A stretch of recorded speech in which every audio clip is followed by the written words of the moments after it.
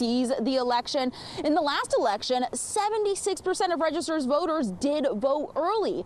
Here in the county, there are more than 2.5 million people registered to vote, and Harris County is known for their long ballot, so you can actually go ahead and see your ballot early if you just Ready to unlock some serious voter confidence this election season? We're diving deep into early voting in Texas for the 2024 election. Kind of like your cheat sheet to rocking the polls without all the long lines and information overload. Yeah, we're going to cut through the noise, serve up some aha moments from all those articles you've been meaning to read. Get ready to navigate those voting booths like a pro. Because sometimes even knowing when and where to vote feels like a puzzle. Right. So let's just kick things off with the basics. When can you actually vote early in Texas this year? All right, well, mark your calendars because early voting in Texas runs from October 21st to November 1st this year. Election Day falls on November 5th. Okay, got it. Dates are circled. But what about locations? Do I have to go to one specific polling place? Or Here's where it gets interesting. During early voting, you can actually vote at any polling location in your county. No more precinct limitations, just pure convenience. wow, that's huge. Talk about making voting more accessible. I love that. But let's be real. Sometimes life, throws curveballs. What if I totally blank and forget my ID on voting day? It happens. Don't worry. Texas has you covered. You can still cast a provisional ballot, and then you have a few days to provide your ID. Okay, that's a relief, like a Yeah. safety net for forgetful voters, right? Sorry. So no more excuses for not voting. But what about those of us who are constantly, scrambling, working 2 jobs, juggling family? Is there anything that makes it easier to find the time to actually vote? Absolutely.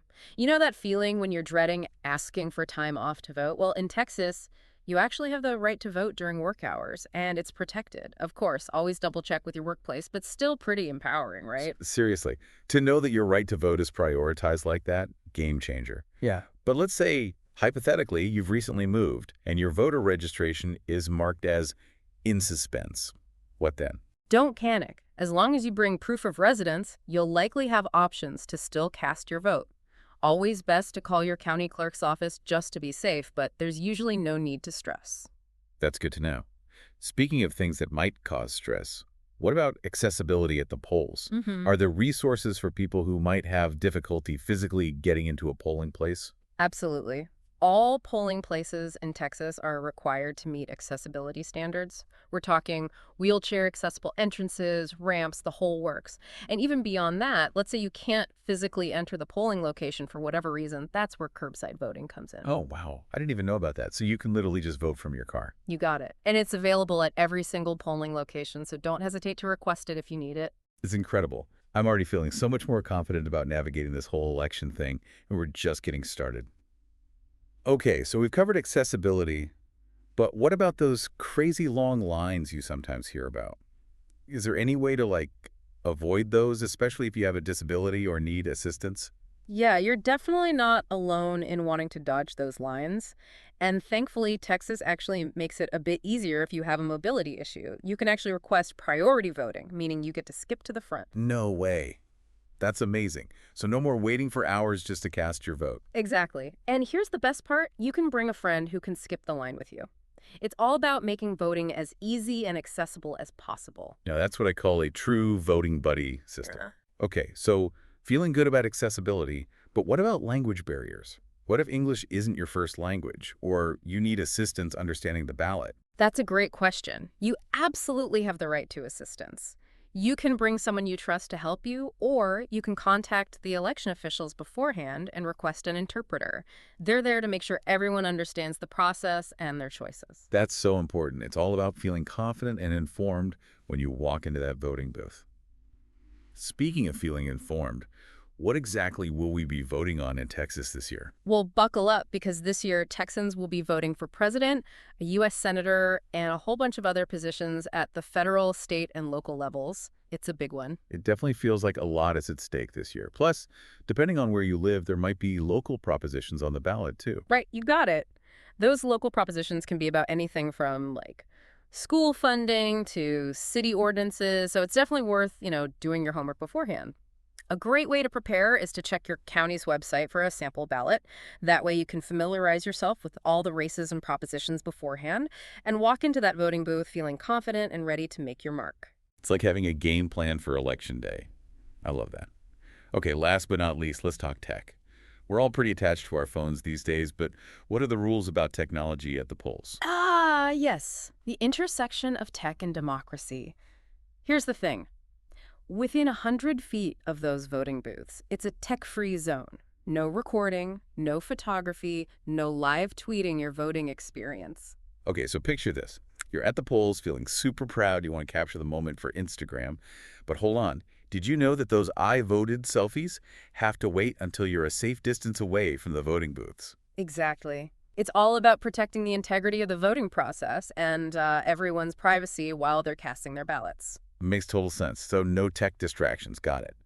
But what about things like, wearing campaign buttons or sporting a t-shirt with your candidate's face on it?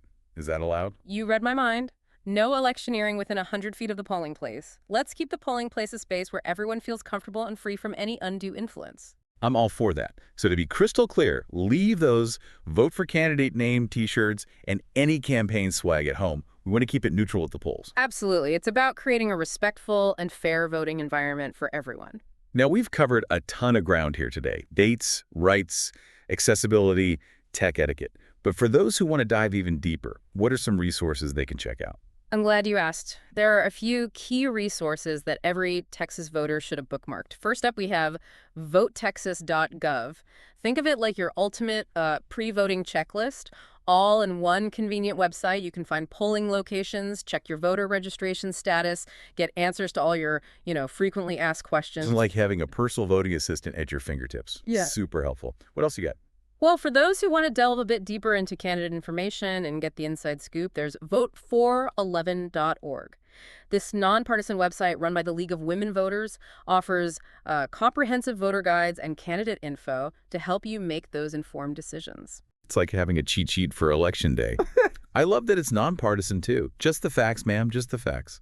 Okay, any other must-know resources our listeners should be aware of? Don't forget about your county election websites. They're your go-to for all those nitty-gritty details. Think sample ballots, specific dates and times for early voting, and any last-minute changes you need to be aware of. Because nothing throws a wrench in your voting plan, like showing up to the wrong location or finding out it's closed. So important. Exactly. By keeping these resources handy and doing a little research beforehand, you'll be well on your way to a smooth, empowered, and dare I say, even enjoyable voting experience. I love that. Okay, so we've talked resources, but before we wrap up, I have one final question for you. With all this talk about early voting and the flexibility it offers, makes you wonder, what's the impact of choosing to vote early versus on Election Day itself? That's a fascinating question. It really makes you think about, voter turnout, and how our choices, even when we vote, could influence the whole election process. Right, like does early voting being so convenient maybe lead to higher voter turnout overall? Or does it, I don't know, maybe even mobilize different types of voters? It's definitely something to think about. Yeah, for sure. And it's kind of remarkable how, these simple actions, even just choosing when to vote, can have these, ripple effects, It shows how every vote really does matter in the grand scheme of things. Absolutely. Well, there you have it, everyone. Your crash course on early voting in Texas. We covered it all, from the must-know dates and locations, your rights as a voter, all those accessibility options, what to do about tech at the polls, even those all-important resources to bookmark. Yeah, we hope you found this deep dive, informative, useful, maybe even empowering. Just remember, being informed is the first step to making your voice heard. Couldn't have said it better myself.